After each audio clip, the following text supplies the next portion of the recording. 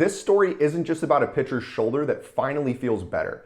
It's about a pitcher who went from guessing on every single throw that he made of where his arm slot needed to be, what was going to happen to the velo, and was he mentally ready to go on that day. Ty's a fifth-year senior baseball player at Tarleton State, and he's their closer.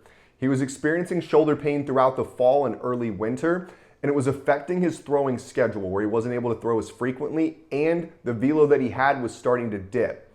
There was no true clear diagnosis for what he was experiencing. He was in and out of the trainer's office, but there was no structural damage. There was no direct thing of, hey, this is what's wrong. And like most athletes that find themselves in that situation, Tai kind of fell into the same trap. He was trying to manage the symptoms instead of changing the body that was creating the symptom. So anytime he was lifting his hand overhead is when he would start to experience pain. He would get it in the front of his shoulder and on the outside near his deltoid. He was trying a bunch of different things. PRP, Advil, icy hot, weighted ball routine, shoulder strength exercises, you name it, he probably tried it. But yet he was still stuck in this cycle of take a couple days off, I feel good to go, throw again, I feel like crap again, take it off again, and then just this same cycle over and over. None of the things that Tai was trying are wrong or bad, but they weren't addressing the root cause for why the shoulder was taking the stress in the first place. Is we can do all of the strengthening exercises that you want, but if your shoulder is in a bad misaligned position, the strength work that you're doing isn't going into the correct area. And all you're doing is actually increasing the number of compensations that you have instead of getting the shoulder or the body into a better position so that muscle can be recruited to do what it's actually meant to do. So the strength work that he was trying to do was good on the surface, but it wasn't going into the right area because his body wasn't in the right position. And because his body wasn't in the right position, the shoulder is forced to take the stress as that force is sent up the chain when you're rotating. I didn't try to directly change Tai's throwing mechanics. What I was trying to do was change the body underneath the mechanic, because the poor alignment in the body that he currently had was leading to the stress going at the shoulder. So we weren't just looking at the shoulder in isolation because there's other things that play into it, like the rounding at his thoracic spine, the rotation that he was dealing with, the external femur rotation, the knee flexion, the pelvis position and the way that it was oriented. All of these things are going to impact what's going on at the shoulder. So by just focusing on the shoulder, you're ignoring the 90% of the equation that's also contributing to that problem. The goal isn't to force a mechanical cue, because if you force one position, you're going to have to compensate in a different way. So when guys are trying to find these different arm slots to throw from, every throw feels different because the compensations are different because you're not allowing your body to do what it's meant to naturally. So by changing the body underneath it so that those muscles can move in the way that they're meant to and recruit things, it changes the pattern that you actually have without ever actually trying to directly change your mechanics. So with some of those misalignments that I just talked about, Tai showed up in a very similar situation to what most of the guys that we help experience. So your backside throwing hip is generally elevated, your throwing side shoulder is down. And the reason that happens is because as you're moving down the mound with the way that's sloped, is this backside becomes condensed, the front side kind of elongates here, and then as you rotate, it changes. So some of these positions are actually advantageous for you to be in, but when they reach a certain part of the scale, it's kind of like it goes over the edge of the mountain, and now it becomes a disadvantage for you. So because of the scat position, because of the hip position and the misalignments that we're looking at, he isn't able to flow his body as efficiently as it should be able to. So once you look at the problem and the photos from that perspective, you start to get a very clear picture for why the shoulder is taking the stress.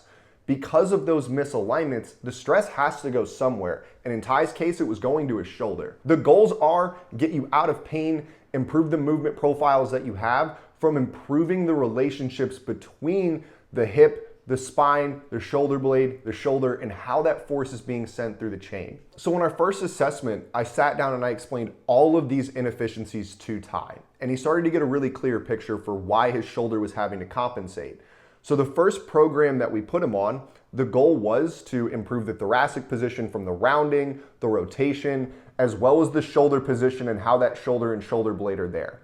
Now the goal is move those spots so that the stress isn't going there, but it's not just about solely focusing and putting the exercises or the demand that we ask into the area of where the pain is located. There wasn't one magic drill that ultimately fixed Tai.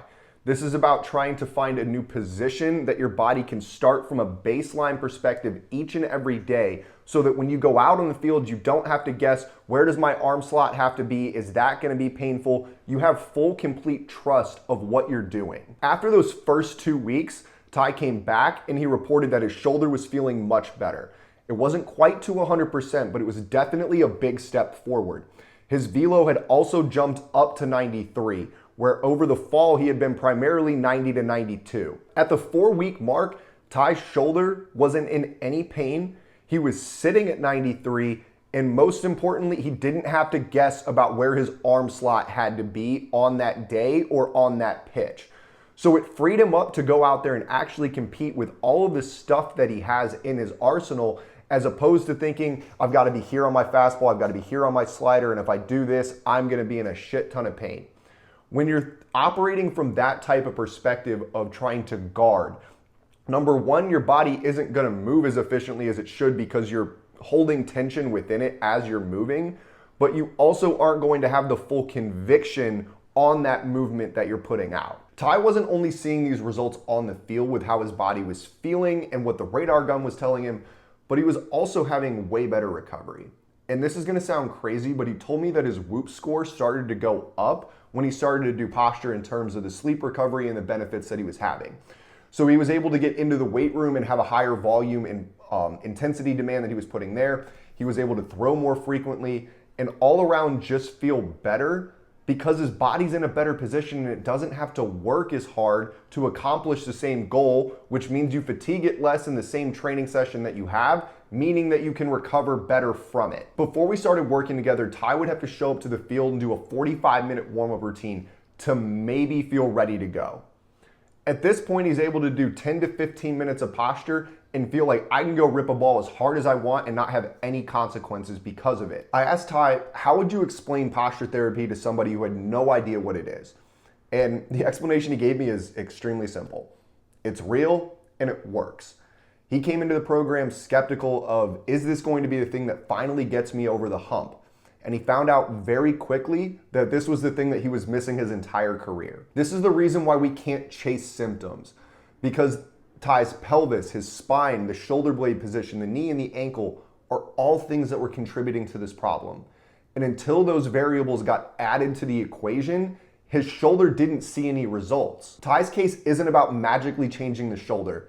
It's about changing everything that the shoulder was attached to. So if you're dealing with shoulder pain and you're only doing shoulder work, that's the reason that you're stuck, is there's other things that go into this equation that have to be addressed. So if you want to make a similar transformation that Tai did, click the link in the description, book in a call where you'll either talk to me or one of my team members more about your situation, the things that you've tried, and explain to you how posture therapy can help you take a similar step forward in your career.